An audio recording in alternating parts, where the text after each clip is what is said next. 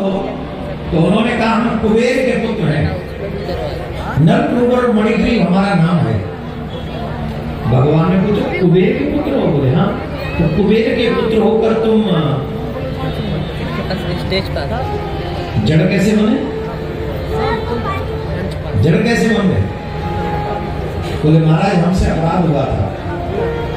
एक बार हम सभी अपने मित्रों के साथ सरोवर में जल विहार करने के लिए गए थे, और जब जल विहार कर रहे थे तो सरोवर के तट पे होके देवर्षि नारद निकले।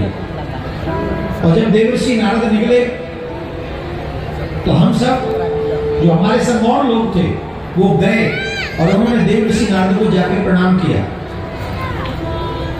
और जब नारद जी को प्रणाम किया, एक मंत्र से हम दोनों भाई वहीं खड़े रहे, और इस बात को देखकर नारद जी को क्रोध आ गया। और नारद जी ने कहा दुष्टो, कुबेर के पुत्र होकर तुम्हें अभिमान है? तुम संत को देखकर भी प्रणाम नहीं करते, जल में जड़वत खड़े हो। हम तुम्हें साथ देते हैं, जाओ तुम। माता पिता कमरे में आए और हम बिस्तर पे बैठे रहे, ये भी अपराध है। कोई संत, कोई विद्वान, कोई ब्राह्मण हमारे सामने आए और हम उन्हें प्रणाम न करें, ये भी अपराध है, और ये शास्त्रीय अपराध है। वेद इसे अपराध मानता है। ये अपराध की श्रेणी में है। माता पिता के सिराने बैठना अपराध है। यहाँ कितने बच्चे अपने माँ बाप के सिराने बैठने वाले होंगे? सिखाया ही नहीं गया, मम्मी पापा ने कभी बताया नहीं कि सिरा।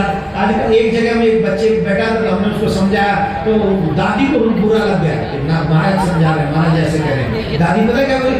बेड पे पता नहीं चलता किधर सिराना है किधर पाए कर रहे हैं। ईमानदारी से बताओ, नहीं पता चलता बेड पे? बोलो, तकिया किधर रखते हैं? जिधर तकिया होती है वो सिराना है, जिधर पैर होते हैं वो पायता है। तो हमेशा बड़ों के पैरों की तरफ बैठना चाहिए, कभी भी सर के करीब नहीं बैठना चाहिए। जो सर के करीब बैठते हैं वो अपराध करते हैं। गुरु के साथ, माता पिता के साथ, संतों के साथ कभी बराबर में नहीं बैठना चाहिए। ये संस्कार तो हमें सिखाए गए, और कोई ना भी बताए और आप करो तो ये अपराध की श्रेणी में आएगा। और जो माँ बाप ऐसा नहीं सिखाते वो माँ बाप गुनहगार। कैसे करेंगे आदर?